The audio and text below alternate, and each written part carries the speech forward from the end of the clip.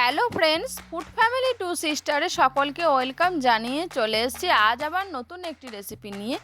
এই প্রচণ্ড কাঠফাটা রোদে আমি বানিয়ে নিয়েছি বাড়িতে তৈরি আলুর পাঁপড়ের রেসিপি।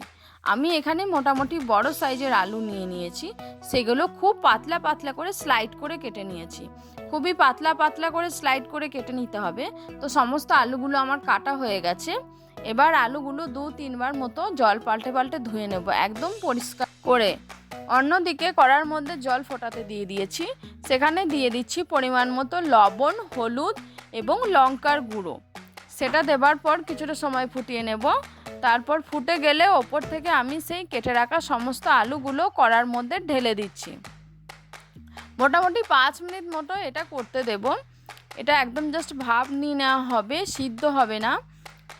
তো 5 মিনিট হয়ে গেছে, আলুতে জাস্ট নখ বসানোর মতো হলেই হয়ে যাবে। নখ বসালেই বোঝা যাবে যে আলুটা তৈরি হয়ে গেছে। এইভাবে আপনারা বানিয়ে নেবেন। তো সমস্ত আলুগুলো আমি তুলে নিচ্ছি। এর মাঝে বলে রাখি, আমাদের এই নিত্য নতুন ভিডিওগুলো যদি আপনাদের ভালো লেগে থাকে তাহলে অবশ্যই লাইক, কমেন্ট, শেয়ার এবং সাবস্ক্রাইব করতে ভুলবেন না। এবং নিত্য নতুন কে কী ধরনের ভিডিও দেখতে চান সেটাও অবশ্যই কমেন্ট করে জানাবেন। আর আমার চ্যানেলে যারা নতুন রয়েছেন অবশ্যই চ্যানেলটিকে সাবস্ক্রাইব করতে ভুলবেন না। তো দেখে নিন, একইভাবে আমি দ্বিতীয় ধাপেও সমস্ত আলুগুলো আমি ভাপ দিয়ে নিয়েছি।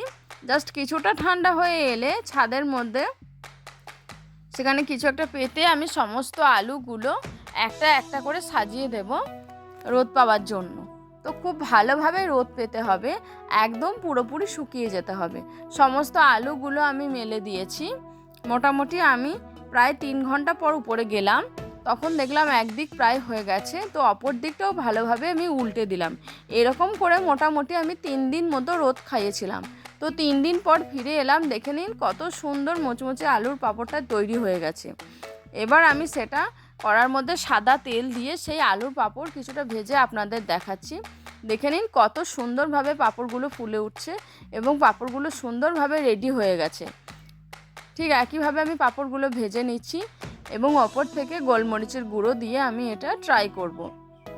তো আপনারা প্রত্যেকে এই প্রচণ্ড রোদের মধ্যে এই ধরনের বাড়িতে আলুর পাঁপড় বানিয়ে দেখুন, অবশ্যই ভালো লাগবে। প্রত্যেকে ভালো থাকবেন। বা